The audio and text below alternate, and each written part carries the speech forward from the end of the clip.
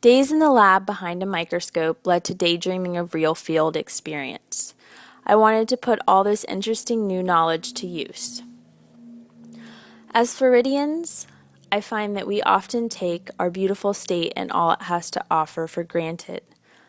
Learning about all these organisms in my own backyard, I couldn't wait to experience them hands-on. Then we were unleashed onto science and research. Starting in the mangroves, observing the relationship between plant size, oyster coverage, and sun exposure gave an example of how many factors affect the survival of marine life. Although a terrific experience, it wasn't until our bird-watching excursion that the newly learned science connected with the world around me. As we departed for the beach, I never anticipated the experience I was in store for. To be perfectly honest, I thought, bird watching. This should be boring.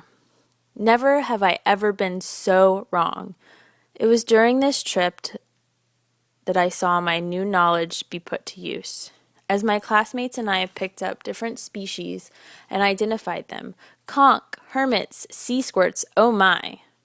Seeing a sea star with 2 madreporites made regeneration become real. Recognizing the 2 madreporites made my empowerment through learning real. All the creatures were spectacular and neat in their own way, but the birds really made the experience for me. We all know what a bird is. They're everywhere. They fly and chirp.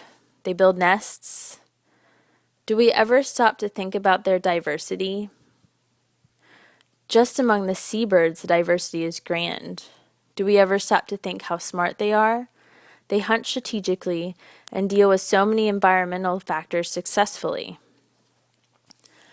As I observed the little birds, the concept of linking body plan to diet and habitat made sense. As I observed the small shorebirds repeatedly stick their long, thin beaks into the sand looking for lunch. They couldn't have thick, short beaks. That wouldn't be conducive to feeding in their habitat. As I watched them, I noticed I was surrounded by an intricate work of art made by little 3-toed feet. Their dedication to hunting and leaving no square inch unpecked was amazing. I watched as the pelican swooped into land gracefully on the water, floating while occasionally putting his mouth in the water, trying to fill his gular pouch with food. The necessity of the gular pouch now was clear. All the while, he was using his web feet to push himself through the water, which makes a lot more sense than having a little 3-toed foot like the shorebirds. Observing a feather up close, seeing its design and structure, connecting the dots between what I knew from the book to what I was now holding in my hand. The importance of how the feather is structured and how it protects the bird from its environment was now suddenly clear. The most impactful aspect was observing the bird's behavior. In class and through the book, we learned about their intelligence and different behaviors for mating or feeding. We knew what to watch for, what to observe. Had we not learned this, would we have recognized their odd behavior? Would we have thought twice about the sudden gathering and increasing chirping? I don't believe so. We may have never been able to save that bird from drowning. Everything really came together for me when my scientific knowledge helped save a creature's life. It was such an exceptional experience, helping that little guy from his quicksand-like trap, feeling this tiny life, yet ecologically important life, in my hands. The feeling was indescribable.